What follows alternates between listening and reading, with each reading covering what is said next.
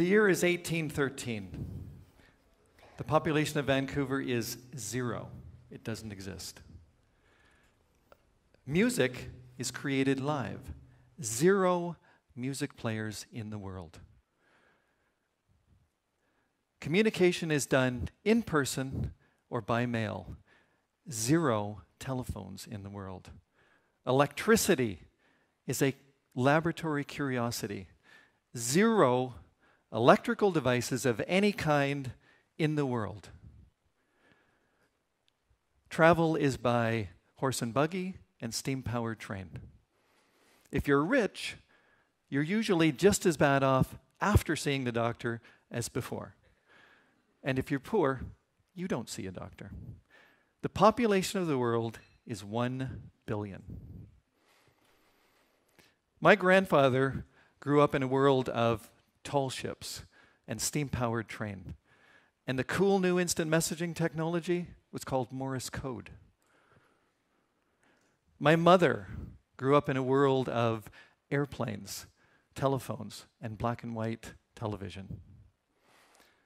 I, the cute one with the bow tie, grew up in a world of moon landings and deep sea and outer space exploration.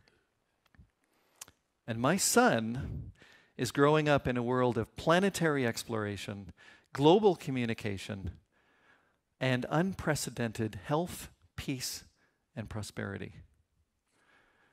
How did all this change happen in just 200 years? I think there are 2 reasons, and they both have to do with us. The first reason is we love to save and share ideas. For thousands of years, we have saved our ideas in stories, in dance, in songs, in traditions, in rituals. And then we've passed them on from generation to generation, but usually just to a few people. And then we invented writing and paper. And then we went on to books and the printing press. And we gathered all of this into libraries so people could come and learn.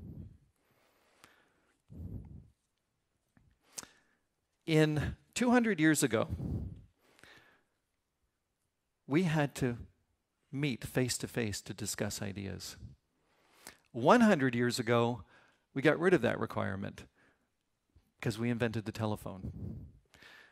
And just 65 years ago, we invented the transistor and the whole world changed. We went digital. Now, what does digital really mean, and why is it important for the development of ideas? Here's what digital means. We no longer have to send the thing, the book, the picture, the record, the movie reel, the person. All we have to do is capture the information in the thing and send it. Information weighs nothing.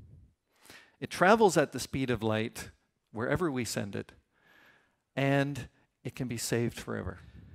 30 years ago, we started to connect all of our computers together into networks.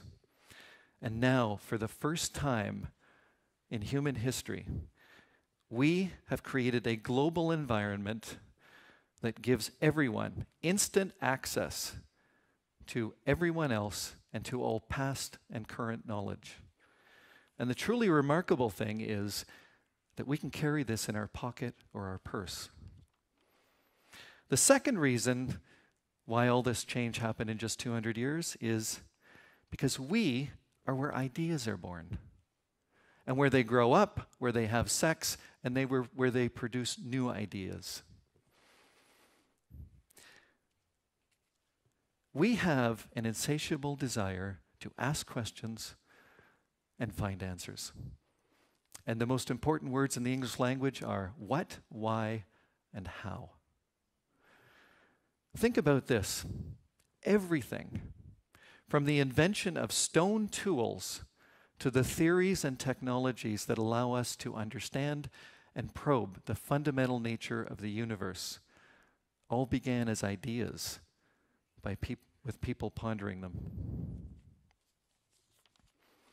In 200 years, we have come to understand the subatomic nature of matter and the genetic and cellular basis for life, disease, and death.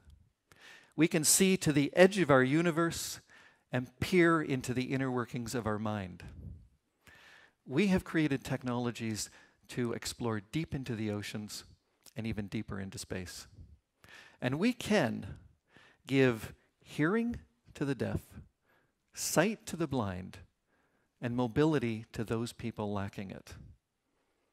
We live in a time when the unthinkable is commonplace. The global population is now 7 billion people and growing.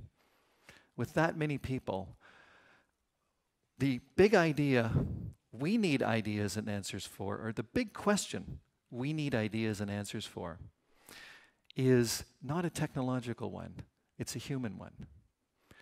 How do we join together all these disparate cultures, religions, worldviews, and human conditions into one humanity?